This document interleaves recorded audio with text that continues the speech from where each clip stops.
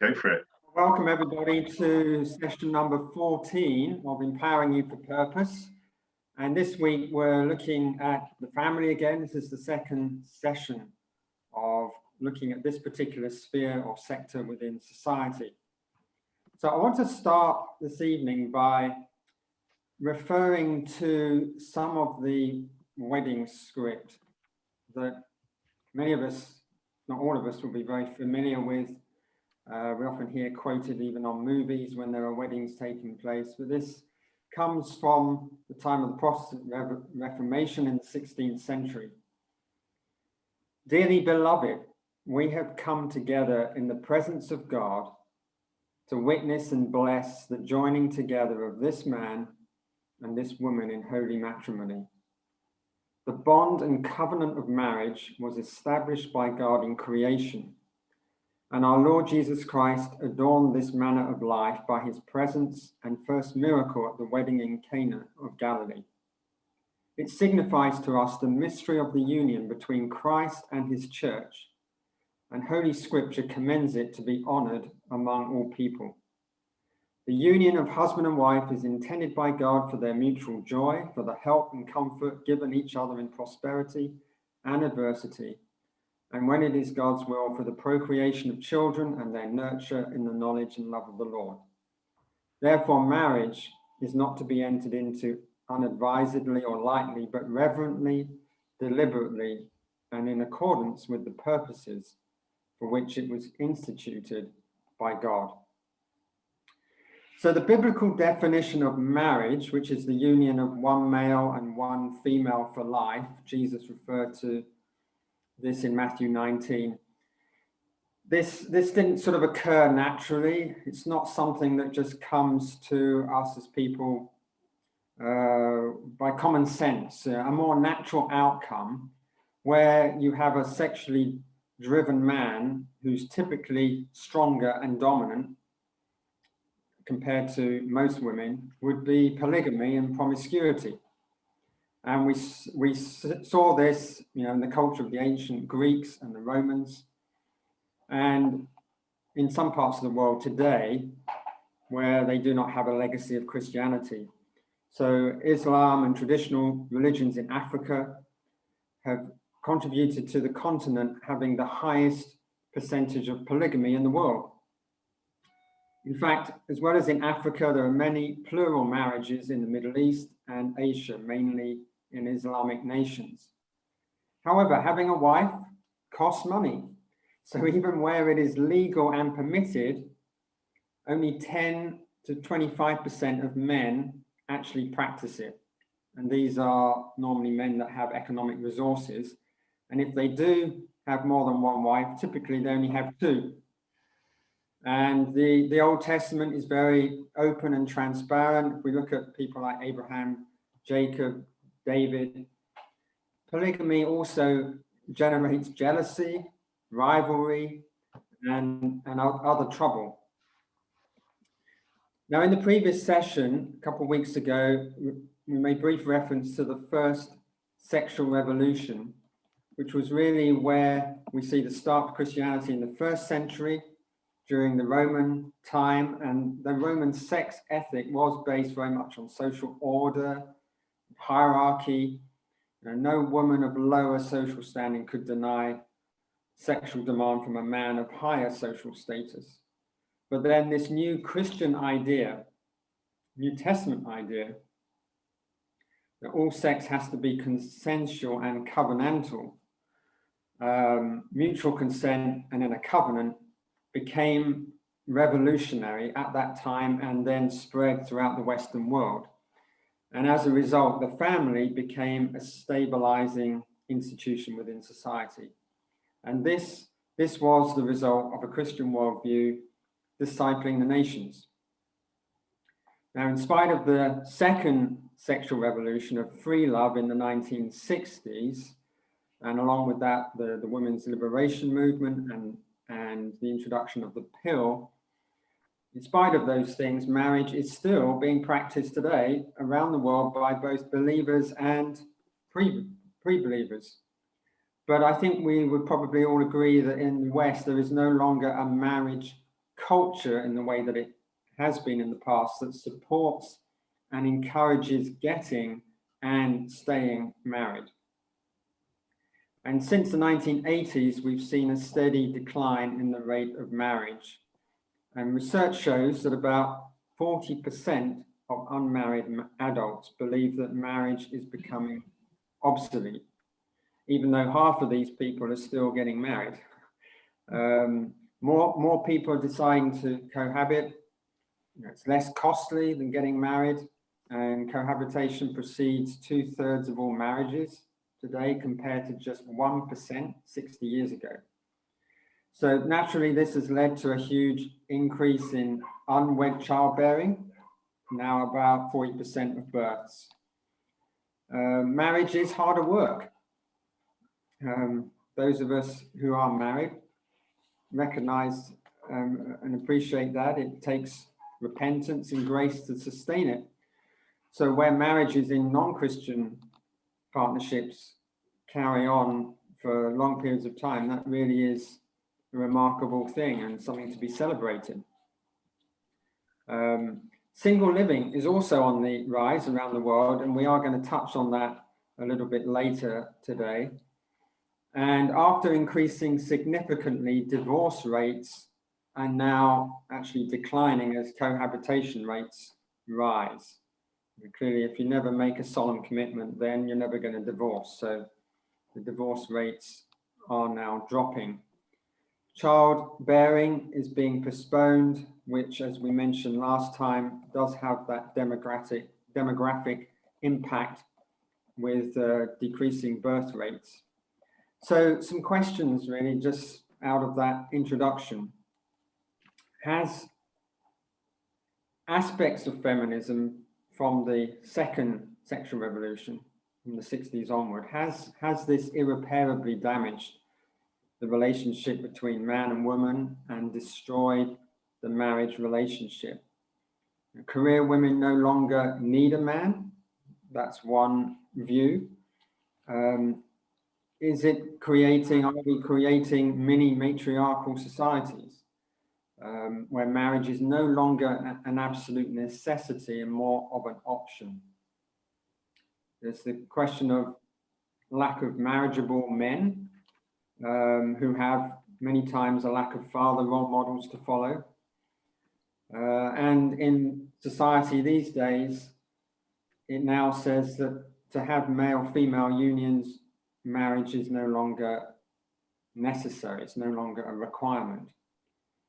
At the same time, with the rise of internet porn, this is turning women into mere objects to discard rather than individuals to love, honor, and cherish. And this has created an opt-out for men to take responsibility for their lives. So what are some of these other consequences and the impact of family breakdown that is a natural consequence of marriage breakdown? Well, 30%, and I'm surprised when I researched this, I thought it would be higher now, but 30% apparently of British children live without one of their parents. I mean, when I went to school, sort of 70s, most of my classmates came from families where their parents were together. It was more of an exception if there was a broken home, but I think the pendulum has certainly gone the other way, where it's more the exception if you have a strong family with both your parents together. But apparently it's 30%. With Black families, 80% are raised by a single parent. And they often don't know who their father is. And sometimes the mother obviously is trying to work 1 or 2 jobs to keep her family going.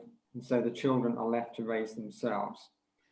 But this is the reality that nearly every study shows that children do best in stable 2-parent homes, a mother and a father.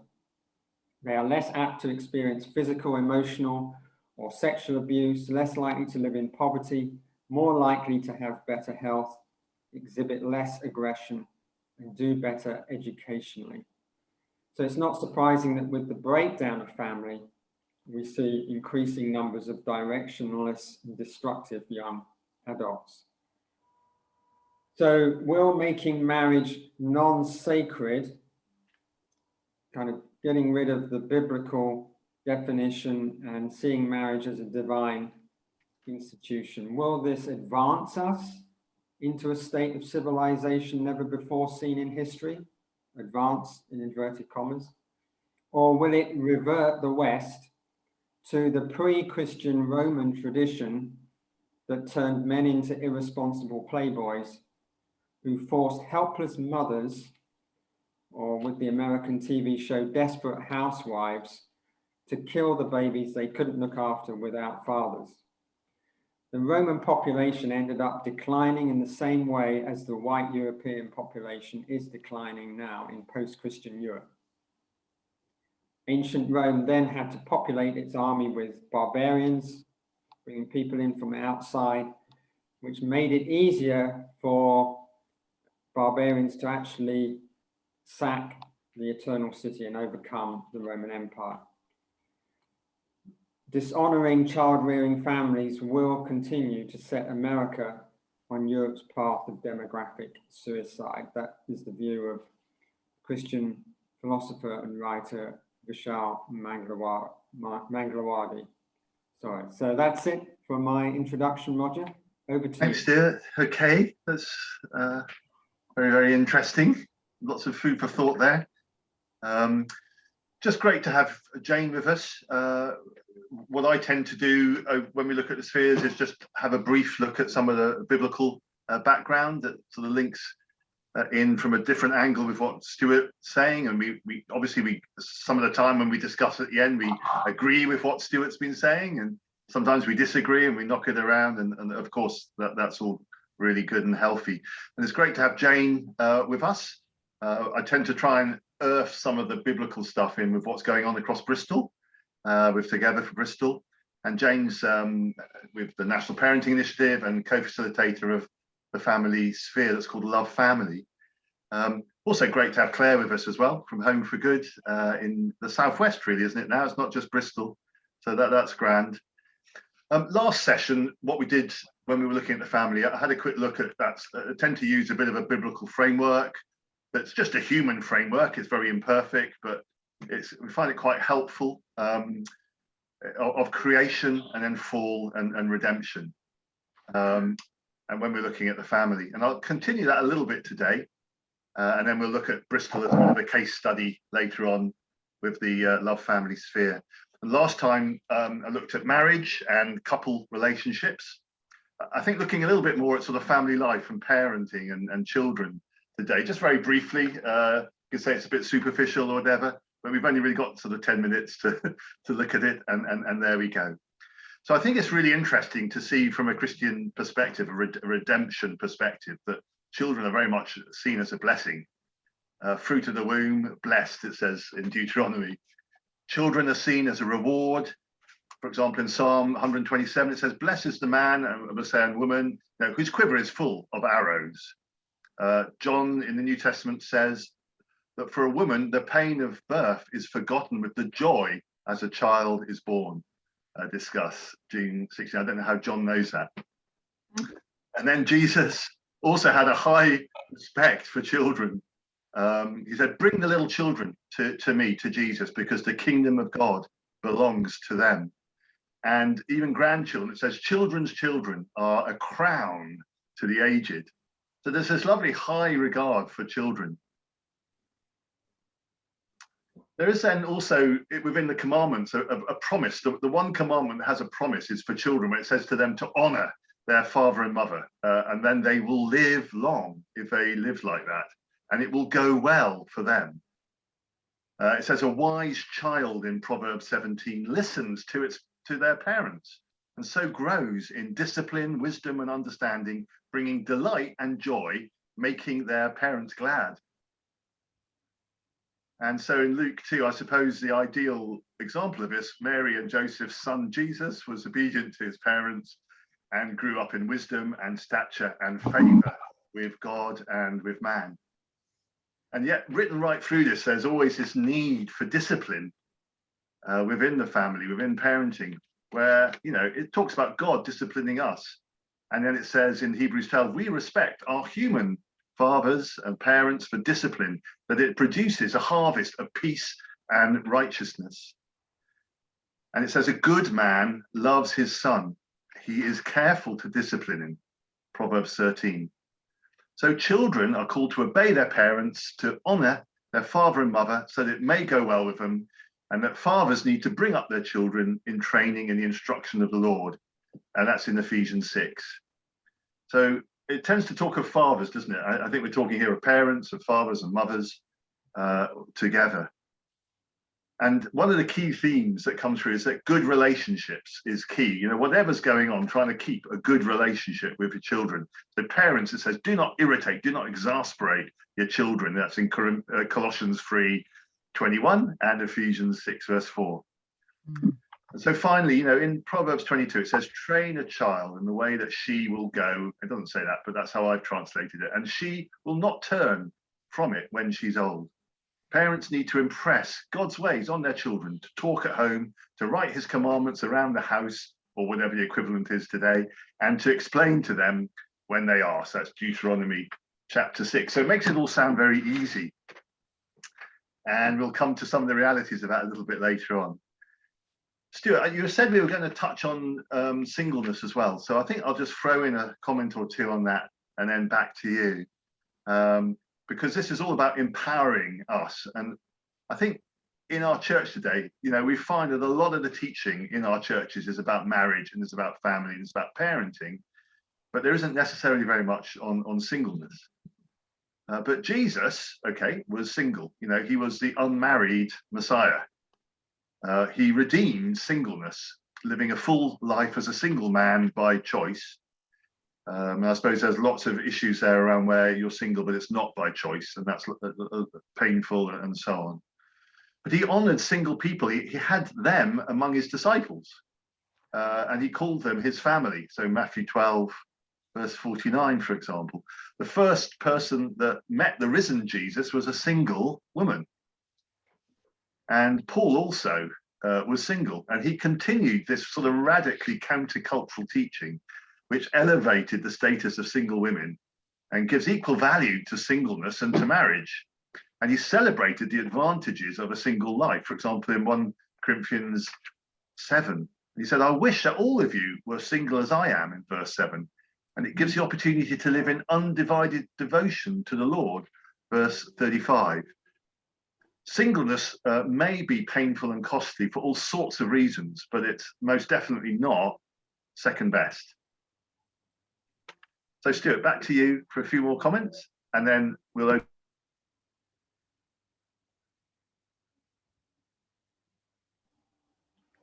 Thanks, Roger. Yeah, I'm not sure I need to say any more because I think you cribbed my notes. No, not really, but the points that you made are pretty much the same kind of things I was going to highlight. Well, that's a shame. I was hoping for a bit of discussion and stirring up. But just to underline, yes, that being single is a good thing, and we need to celebrate and value diversity, whether people are single, married, whether they're young or old. And from an empowering point of view, perspective, that singles shouldn't be prevented from engaging in whether it's church-related activity or just being commissioned into whatever area of ministry and service that they're called to, based on their marital or non-marital status. You know, that a person can have a full and complete life without getting married. So, yeah, back to you, Roger. Please take it on from here. Yeah, no, that's right. I think we were going to, we thought originally that we might touch on issues around sort of homosexuality or same-sex marriage or whatever. But I think we sort of realized that, you know, across the Christian community, this is a highly sensitive, controversial issue. And we sort of respect views across the whole spectrum, really. And I guess we need to learn to agree to disagree well and with grace. But I think we just realized that, you know, in a little time slot now of 10 or 15 minutes, It's just not the time to be. This isn't the context really to be sort of raising those all of those highly sensitive issues. And it's something that we need to be returning to, but probably in a bigger context and setting it up differently from today. So do disagree with that if you want, but I think that was just our thinking there. And so it's just really interesting. What I've enjoyed doing is always going from this sort of global or biblical worldview perspective, and I think a lot of the time I've sort of seen that in theory, but what I've quite enjoyed is across Bristol is how do we earth this? And it's across those 8 spheres of life, and today happens to be the family sphere of Together for Bristol. It's called Love Family. And as I've said, and as we know from last session, Jane's co-facilitator. And she'll say a bit more about all this, and we'll discuss it and knock it around a little bit. But as it says here, I hope you can see that on the screen share. This is from the Together for Bristol website. It talks about being a group of Christians from different churches and organisations across the city, gather together twice a month to pray and take all sorts of actions for the transformation of family life in the Bristol region. And they link with various organisations, and one of those is Home for Good, so it's great to have Claire with us. And the vision of the sphere is that we believe that strong marriages and families are key to a healthy society. And we also know that for many of us, relationships can be a struggle. So all that sort of redemptive stuff from the Bible that I was saying, it's all very good in theory, and we can all sort of say that. But I guess as soon as we do a bit of parenting on the estates here in South Bristol using Kids Matter, our whole approach is to talk about all the struggles that we go through and all of the sort of areas that we've had to learn through pain and through difficulties in the realities of bringing up our youngsters. It's not that there's any sense as Christians that we are somehow superior or better, or no, we've had to struggle through all this as well, and it's not as if our families are sort of perfect in any way. Although there are some great success stories and some great things to share, but often as we share the struggles, that's where we can connect with folks and they realize, yeah, hey, we're human as well, and there's nothing of telling people, how to do it, in a superior sort of way. Discuss. I mean, you may want to see that differently as well later. But we long to see, it says, every couple and parent in the Bristol region have easy access to help and support for their relationships. Aware that Jane needs to go a little bit early today for really good reasons with her church, but just thought it might be good to come over to Jane now and just knock around one or two a little bit more explanation of the family sphere. And so, Jane, I'll talk a bit more about later afterwards about the things that we do, but it's interesting that there are quite a lot of associated groups and courses at the bottom there.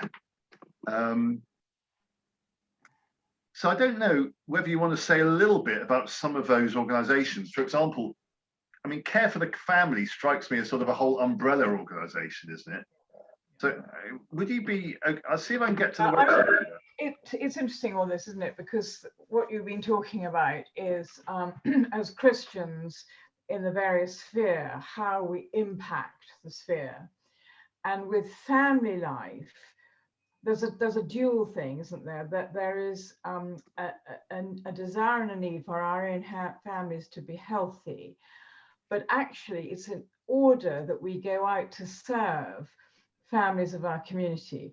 And I know I've been, before we, and I will obviously go on to these various charities, etc., because they are the hands and feet. But I think what I would long for us to have is hope. Christ in us, the hope of glory. Things are achievable through God, through Jesus, through Christ.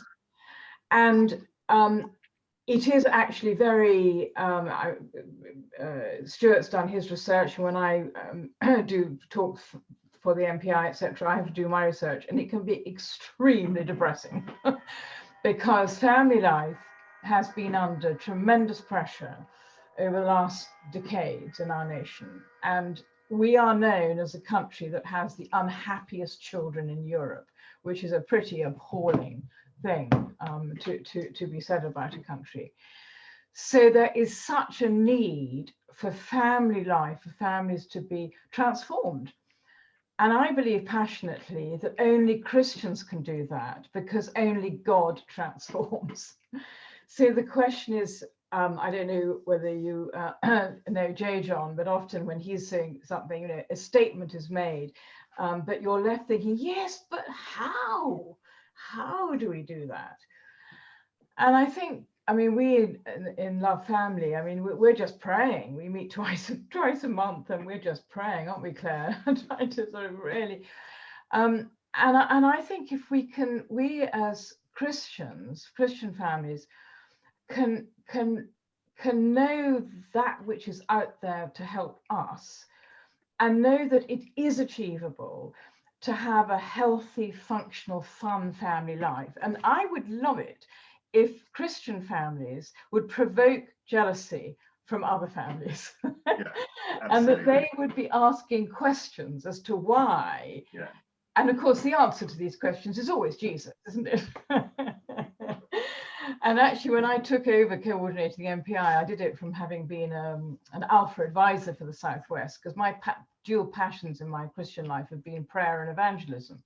And I absolutely see this family and ministering to family, etc., as soft evangelism, because actually you're coming into a situation often which can be very painful, very raw, and actually people are very open to hearing about the person who can transform and bring hope.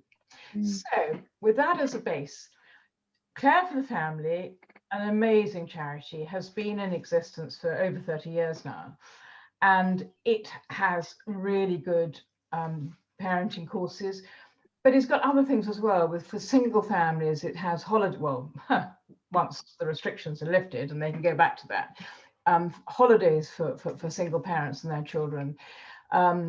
They've also got additional needs, but they have actually recently been bringing in an aspect of parenting for faith, which actually Rachel Turner does really well, and she does a ministry which is under Bible Reading Fellowship, supported by Bible Reading Fellowship, called Parenting for Faith. But Care for the Family have brought in the Kitchen Table Project and Raising Faith, because one of the things that I've been very conscious of, having been involved with this charity for, gosh, 9 years now, is that actually parenting and discipling are the same, absolutely the same thing. It's the flip side of the same coin. And as you were talking, Roger, and it's interesting listening to you talk about where the Bible says about disciplining, and we know all of that. But actually, Jesus, in his teaching and discipling, it's heart, it's connecting with the heart. And we, as we mature as believers, what's the real driver in our lives to behave right is to please him. Yeah. It's because we love Father, Son, and Holy Spirit. And we want to live lives that bring him joy and are a sweet fragrance to him. And I've actually realized that a lot of parenting in our country, and perhaps particularly my background is army, my father was an army officer, a lot of the parenting has actually really been behavior management as opposed to engaging with the heart. Yeah. And one of the good things about the charities and parenting stuff that's come along in the last decades, and particularly the last few years, has actually been a focus on the heart, on engaging with the heart. Not just parenting for faith, which obviously would very much bring that in, but as you know from Angie training as a facilitator, Kids Matter. And one thing we haven't got here is Circle of Security, which is another very good parenting program, which is based on attachment and bonding. Again, engaging with the heart. And I think as Christians, if one can just model this, because I mean, for us, when God gives us our children, it's very much, I don't know about you, but I was very aware when John was born, my goodness me, another person has come into the room. and I don't know this person, but of course God does, because he formed him in my womb, and he obviously has known us since before he formed us in our mother's wombs. And so for us, it's a sort of journey with God. Lord, how have you made this person? How am I to guide and encourage and bring the best out of the personality and character of how you've made this person? Yes.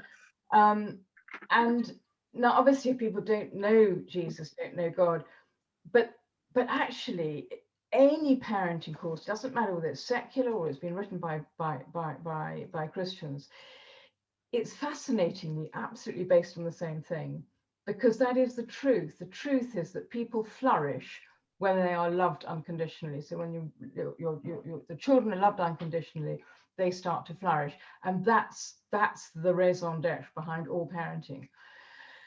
So it's a big one, and we've gone a heck of a long way from it. But I'm encouraged because God has been bubbling up lots of different courses and programs and things, not least the Relationships Academy, which of course the Wests and the Ables have founded here in Bristol recently. And that, of course, is a real help for struggling couples, or couples who recognize, I got a good relationship, good marriage, but actually it could be a whole lot better. And Jane, it's interesting, isn't it, that there have been, I think Papaya would be there, Yeah. Parent Buddies, Relationships Academy, that they're all sort of charities or businesses which are bubbling up in Bristol and link in with the family sphere. So it's, you know, you're talking about the Relationships Academy, and I suppose that's moving on away from, I know it's all intimately connected, but the emphasis of that probably isn't so much on parenting, but more on the relationship of the couple. But it's inextricably intertwined.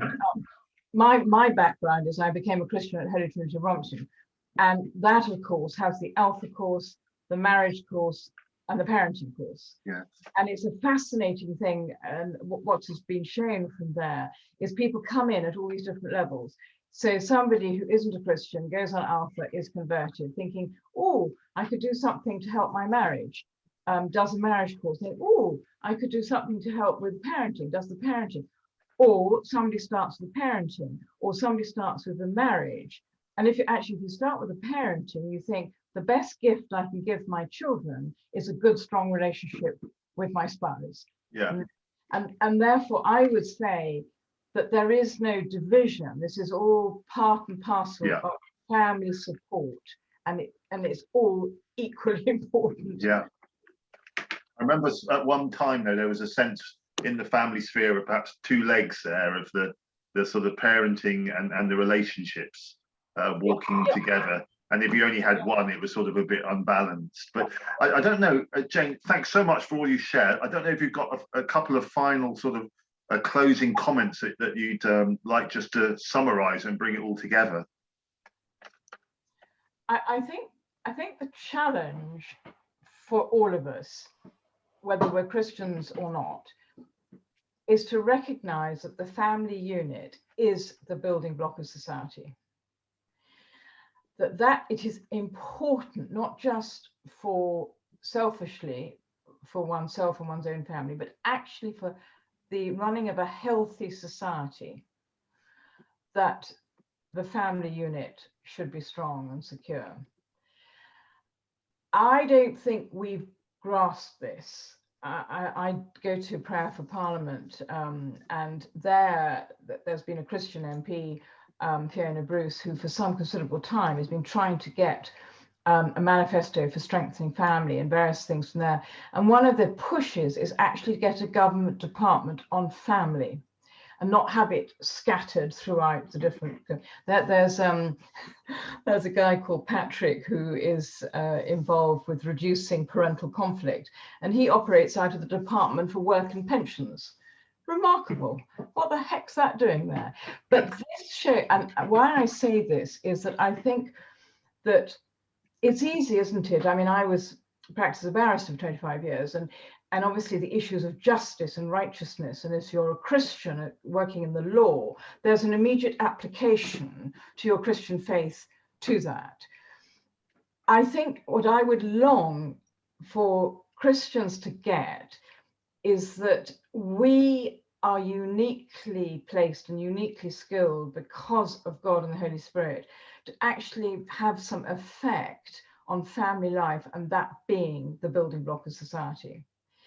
How we achieve this, I don't know, because I've been doing this more perhaps through the MPI than through the Love Family, but it's getting to church leaders and really seeking to say, listen, when you're teaching discipling, when you're doing this, this is actually absolutely intertwined with parenting, with family, and to somehow that we can understand that we can impact our nation for good by strengthening family.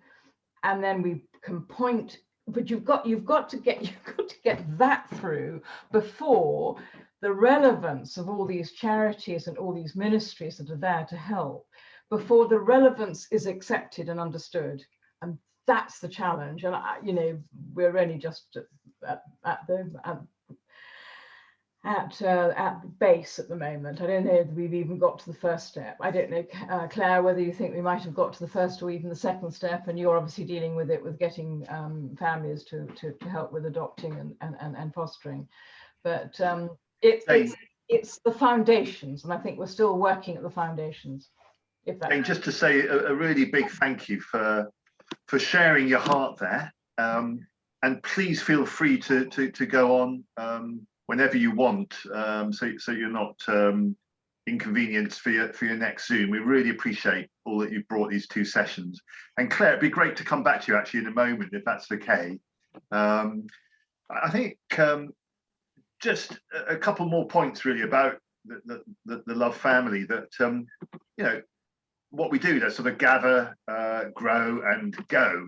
That's what all the spheres do really. And so you've been mentioning around sort of prayer meetings a couple of times a month, but there've been all sorts of different gatherings at different times, whether it might just be introducing particular charities. I remember introductions for parent buddies, where you sort of have mentors from the Christian community who are getting alongside parents and walking with them, walking the walk with them.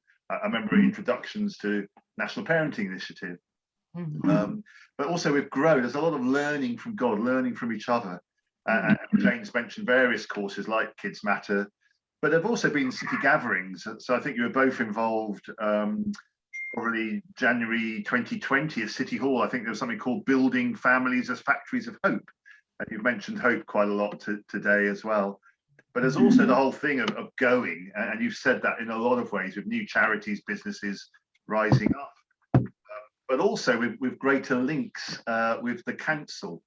It'd be really interesting to come back to Claire in a moment, because one of the things through COVID, and Claire will tell the story or comment on it or update on it, was really around whole foster care. There was a whole emergency potentially, where I think it's sort of the over 70s were needing to shield, rather than being foster parents. I can't quite remember the statistics, but it's almost like a third of the foster couples in Bristol were over 70 and needing emergency couples. So I think over about 60 couples from the Christian community sort of volunteered to become that if needed. And Claire will tell us a bit more about that if she wants it in a moment. But another aspect is that with the council, where they've gained in sort of a respect and credibility with the Christian community, have been asking for, I think in about 40 of the most deprived schools, looking for coaches and mentors to spend an hour a week for 1 year with the most vulnerable children, that those who are most in danger of exclusion from school, with a charity called Transforming Lives for Good. And we've heard about that a bit with the education sphere. So it's just it's the start of a process, and it's been great to see this growing from sort of hundreds involved in the last 5 years, 10 years, to it becoming thousands, and the whole Christian community ideally involved, working with people of goodwill. They're great parents, great relationships, who aren't Christians. I don't know how they do it, but I take my hat off to them with greatest respect. Working together for the good of the city, and plenty of people of goodwill wanting to see that happen.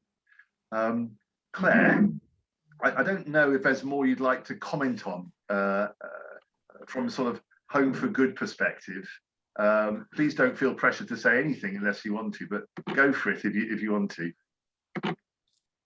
I don't disagree with anything that's been said this evening, and really interesting. Thank you for all the different things that have been thrown out for us to think about.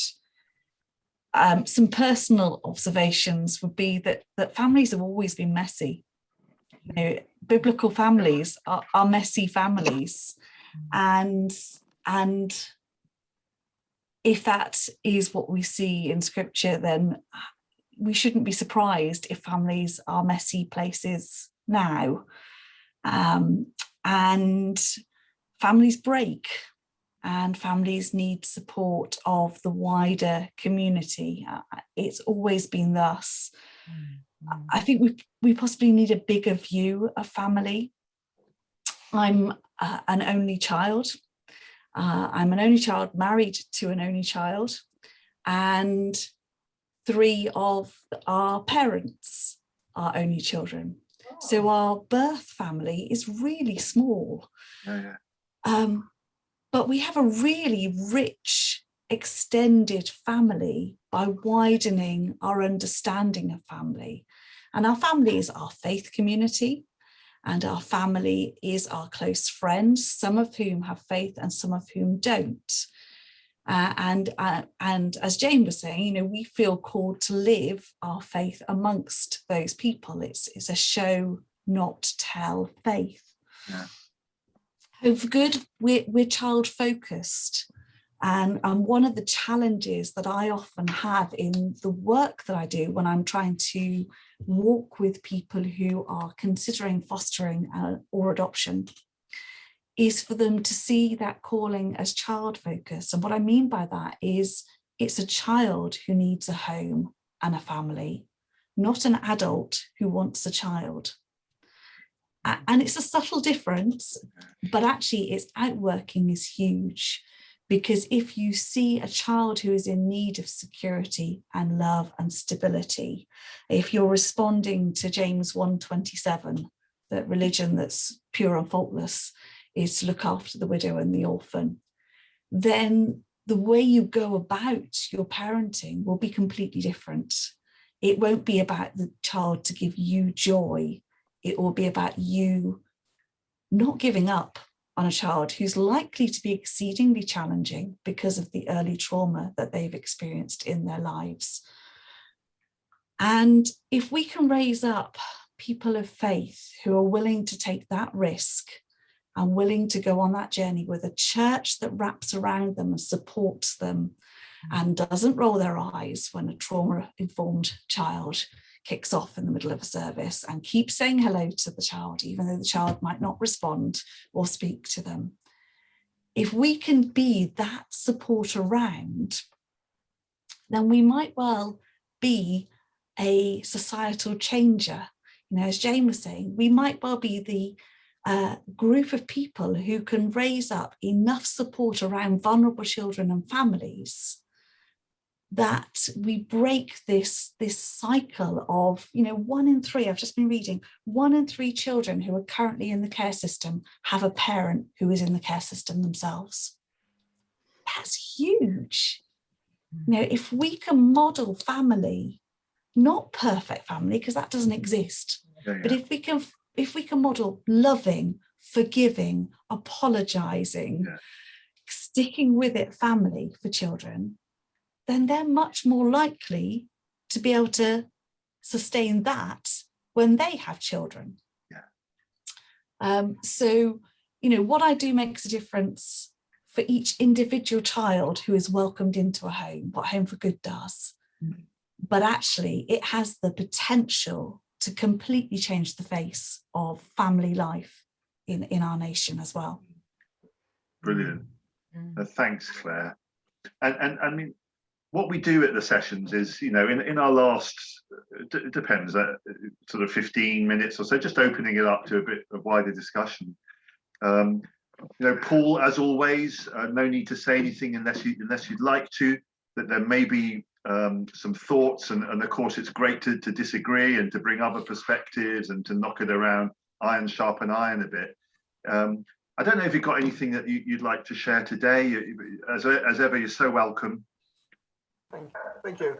I noticed sort of three things struck me as we were going through. I think one's probably just a verbal detail. Stuart asked the question, do career women no longer need a man? And I'm not sure whether career women would recognise that they ever did need a man. To make me, that's just a piece of linguistics. Possibly more significant was the...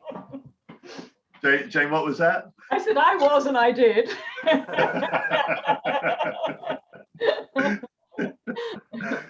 but discuss in a moment. That's what, Paul. What else were you thinking? So the second one, the repeated, I think, from a previous session. He said about in the Roman world, the population was decreasing because of their family life, and making the point that the population in Western countries is decreasing today. As I see it, the population in the Roman world was decreasing because of an unhealthy lifestyle in lots of ways. And I wouldn't want to go back to that at all. But again, as I see it, one of the major problems we face as a species is overpopulation. And you know, when I was growing up, the increasing human population was one of the biggest worries that were faced. The people. So the idea that the population is not increasing, to me, that is a good thing. You know, we need to have fewer humans. We need to have less of a footprint on the earth, and so so we want to improve the education of girls in the third world, because if you improve their education, then they'll have fewer children, and they'll have a healthier family, and lots and lots of social benefits and so on. So as I see it, the decreasing population is a good thing pretty much everywhere I come across it. So I'm slightly confused by it being presented as being a negative thing in this context. And then just very quickly, I'm not disagreeing with Jane when she says that the family unit is the building block of society, but that's very much presented as a given. That's what we know. That's where we're starting from. But we're operating within a society where that is not a given. And for me, simply saying it as a given doesn't communicate, doesn't help actually change people's understanding and ideas. So if we want to communicate that understanding, then how do we do that? Where do we do? We need some content to ground that in, rather than just stating it as a fact and expect people to believe what we say. Can I come back on that, please? Yeah. I didn't have time, Paul, but there's a lot of evidence-based research which shows that children thrive being brought up in a stable, secure home. That is best provided by married couples. That's what the research shows. That is ignored now by our society, in the same way when there were reports done back in the 70s and 80s that 95% plus of youth offenders in youth offending or in prison institutions came from broken homes, came from single parenting. That we are dealing with a society that rejects this evidence, that does not want to accept this evidence. I absolutely take your point about, I recognize that we have to persuade our society that the family unit is the building block of society, because it is not accepted. How we do it, please God help, because human beings, if they decide that they don't want to accept something, even if there is masses of evidence-based research to prove it, still won't accept it. Yeah. So Paul, if you have the answers to how you can Yeah. answer, praise God, please. So Jane, I'll just say, and thus rests my case, my lad. I'm just aware. I need to go now, I know. I I couldn't let that one go. No, oh, absolutely. But thanks so much for joining us, and God bless you. Steve. No, it's been absolutely great. God Yeah, bless. thanks so Bye. much. Cheers, then. And Stuart, I don't know if there's anything you'd just like to come back to Paul. Obviously, you know, a couple of really interesting comebacks there. Any thoughts back, or not particularly? You know, up to you. Not particularly. I mean, the population, that's a different, broader issue. You know, there are people far better qualified than me to talk about the impact of the demographics, and particularly with the declining birth rates in Europe. But whilst it's declining in Europe, there are other countries where birth rates are, you know, particularly Muslim households and in other places of the world where birth rates are continuing to increase. So Europe, you know, the predictions are over time, Europe will become less traditionally European in terms of its mix of people. But that's kind of beyond really the scope of what we're talking about here with family. Okay, I'm not sure I understand how the population, the size of the families and Europe becoming less European connects, because the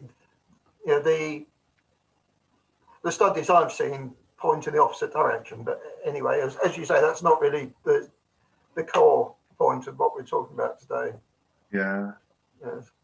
I think Jane's point there, responding to what Paul was saying about how we demonstrate the importance and value of family is really key. I mean, we are, as believers, we're to shine the light, aren't we? We're to demonstrate with our good works. We're to show, we need to somehow demonstrate that God's ways are the best ways. He created us. He knows how individuals will flourish, how families will flourish, how marriages will flourish, children will flourish. And if we reject his ways, then we will, as a society, reap the consequences. And so we need to model and demonstrate and be advocates for God's way in as many ways as we can. And Claire, do you want to chip in? Yeah, I agree, Stuart. I think we also need to, within our churches, acknowledge, face up to, and take the challenge that the majority of places where family life is most challenged are places where there is extreme poverty, and it's generational poverty. And I think that that's a really challenging thing for us to face up to in the Christian church, because if we really acknowledge it, it will demand something of us. And I'm not sure that the majority of us in our churches really want to share our wealth as much as would be necessary. Certainly as a society, we don't. You know, we talk about lots of initiatives to support family life, but it's the inequalities that are the biggest drivers of poverty. And when people are financially stretched, that puts huge strain on families that might otherwise be able to hold it together.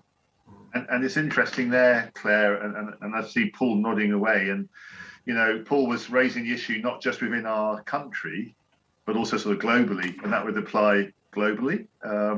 Obviously, you know, I agree with Paul that it's education of girls and so on. But that isn't all that it is. Underlying it, there's an even greater issue around extreme poverty, absolute poverty.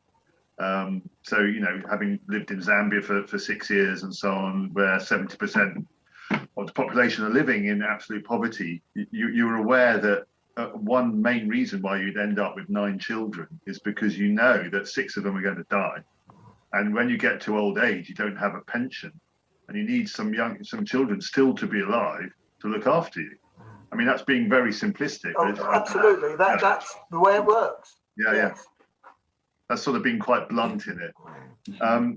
So you're absolutely right. And so there are these massive, bigger issues of justice. And I guess we come across this the whole time of, you know, charity, you know, sticking fast to solutions, or Isaiah 58, you know, to what extent are we willing to loose the chains of injustice and to act justly, to love mercy and walk humbly with our God, you know, Micah 6 verse 8.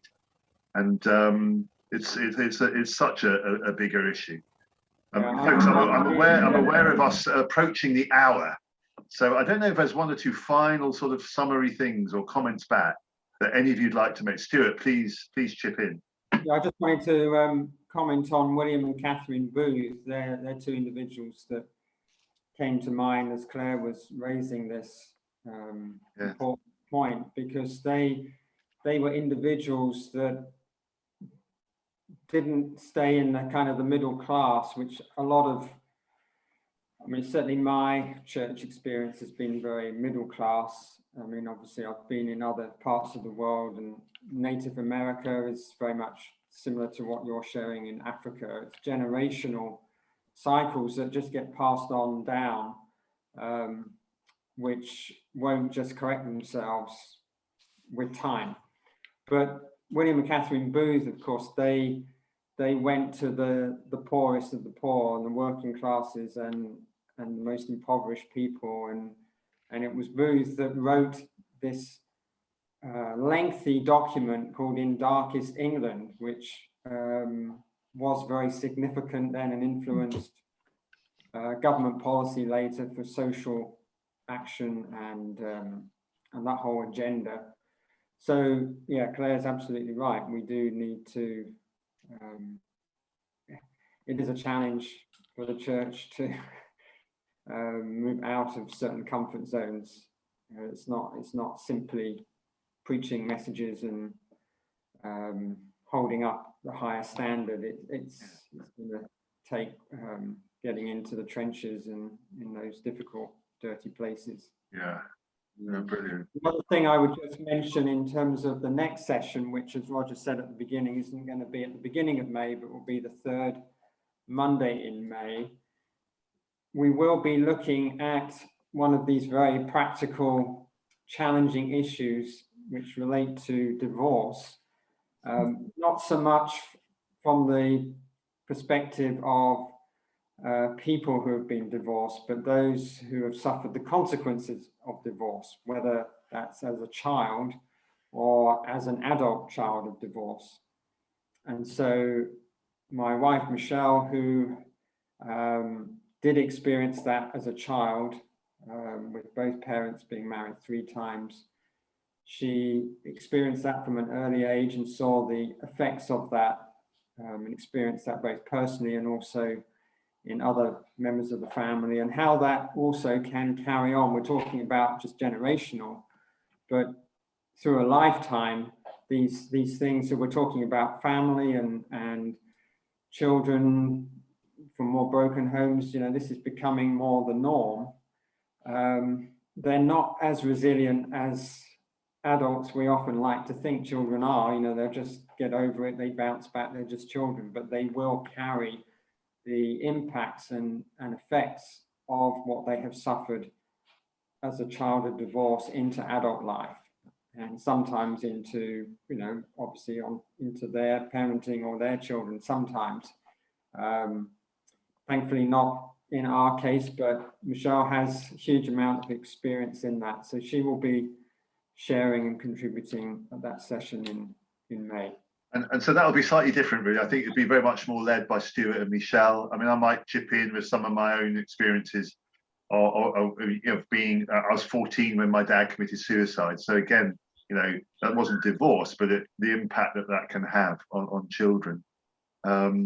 So really look forward to that. Look forward to June, where we'll actually look into some, you know, there's some of these bigger issues that, Claire, that you raised for us really helpfully today, around sort of politics, social action, and also, you know, social justice, some of the big justice issues as well. We'll connect that into Bristol again, as we have been doing, sort of earthing it with a bit of a case study. I think just enough to say thanks so much. Thanks for leading us again, Stuart. Thanks for all your contributions, Claire and Paul, and also Jane. And God bless you as you go out on your way. Thanks so much, Claire, for what you've been doing over these last couple of years. And bless you with Home for Good. And Paul, great to have you with us as well. Stuart, thanks so much. And until next time, bless you.